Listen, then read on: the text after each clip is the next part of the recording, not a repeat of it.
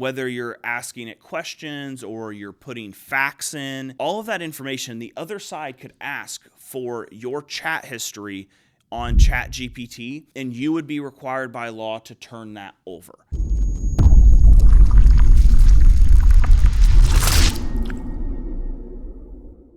Welcome in, everyone. My name is Mark Real Jr., the Father's Rights Attorney, and you are watching another episode of the Father's Rights Playbook.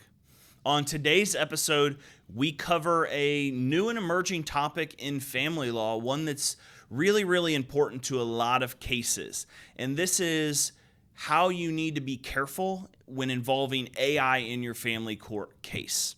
So today, here to talk about this, we have managing attorney here at Real Father's Rights, David Taub. David, how are we doing today? Doing great. Thanks for having me, Mark. Awesome. So today, what I want to cover for all the listeners and viewers is there's been this proliferation of AI. Number one is AI is getting more sophisticated. There's legal specific AI solutions.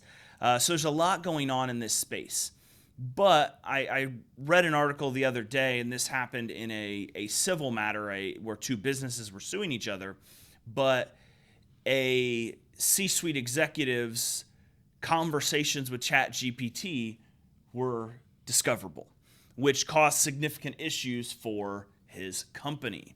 And I got to thinking about how this would impact family law. And I haven't necessarily seen this, but I do know a lot of men use AI to draft emails to their attorney, kind of come up with arguments. So, David, what would be your advice in regarding AI to a dad out there who is trying to navigate family court? My advice to that father is stay away from AI when you're talking to your attorney. Plain and simple. Use your own words. We're not grading you. Us attorneys, we're not grading you on your eloquence, your knowledge of the law. We want your facts. You can say it as it comes natural to you. Do not use any AI program that is going to make your message to us more readable, more enjoyable. Frankly, we just want the facts anyway. And discoverable means you are these are conversations that the other side can subpoena and get a hold of and use in their case. When you use ChatGPT, you use one of those programs to communicate with your counsel, you lose that protection. And therefore discoverable, therefore the other side can ask for that conversation. Yeah, and I would say this, there's 2.5 people that you can speak to openly and freely, and those conversations not be discoverable. Number one is your attorney. Number two is vast majority of medical professionals, unless you put your medical condition at issue. And then the half is your spouse, and that would only be if you're legally married. There's marital privilege. When you involve AI, whether you're asking it questions or you're putting facts in, all of that information, the other side could ask for your chat history on ChatGPT, and you would be required by law to turn that over. That's not what would happen. They can't ask for notes your attorney wrote, or they can't ask for the context of conversations or emails between you and your attorney or you and your therapist. They can't do that. But the minute you bring AI into it, and I know it's cool, I know it's in vogue, I know there's some really good people with really good intentions, but AI can be really, really dangerous because stuff you maybe in the past would have just talked to your attorney about, you're now feeding into AI. And I took it this business dispute. I took it as like, what would happen if there was some sort of domestic violence incident and you're trying to get some guidance, you're trying to get some help, and you put in what happened in layman's terms, like it can look bad. Or maybe you did something that you should not have done, and an attorney may be able to help you work through it. The minute there's a search of how can I not get accused of domestic violence even though I hit my wife, going to be really hard for us to explain away why you searched that type of thing.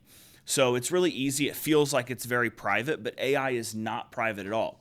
In fact, attorneys, we aren't even allowed to use generative AI if we're going to be inputting case information.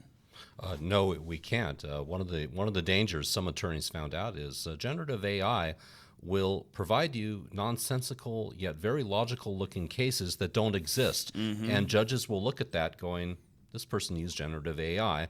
this person is violative of their duties as an attorney and telling the truth by presenting the judge a false case, and they get in trouble. I want to touch on one other thing, though, when it has to do with the party that uses generative AI with their attorney. Think about it. Another attorney can go into their entire Chat GPT history, not just the conversation with the attorney. It can be the diary that they might keep. It can be about 101 questions under the sun. All of that will now be exposed to the other side and for the court to see. Yeah. It's embarrassing. It might not be relevant, but still it may get in, and it could hurt their career. It could certainly hurt their family law case.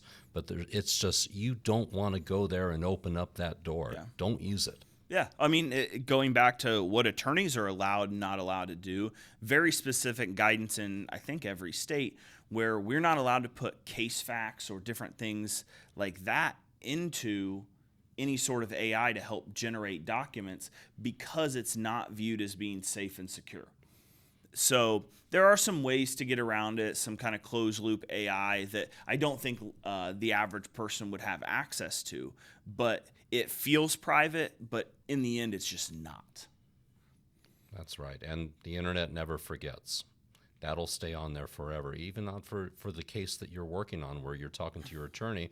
It may pop up and haunt you years later. Yeah, definitely, 100%. Well, David, thank you so much to all our listeners and viewers. I hope you found this educational, informative, maybe a little bit entertaining. If you have any questions, if you have any topics you want us to talk about, make sure you drop a comment on this podcast. And a lot of times we'll take our topics from YouTube, from Apple Podcasts, different comments that people write in and want to hear about. And with that, we'll see you guys again next week for another episode of the Father's Rights Playbook.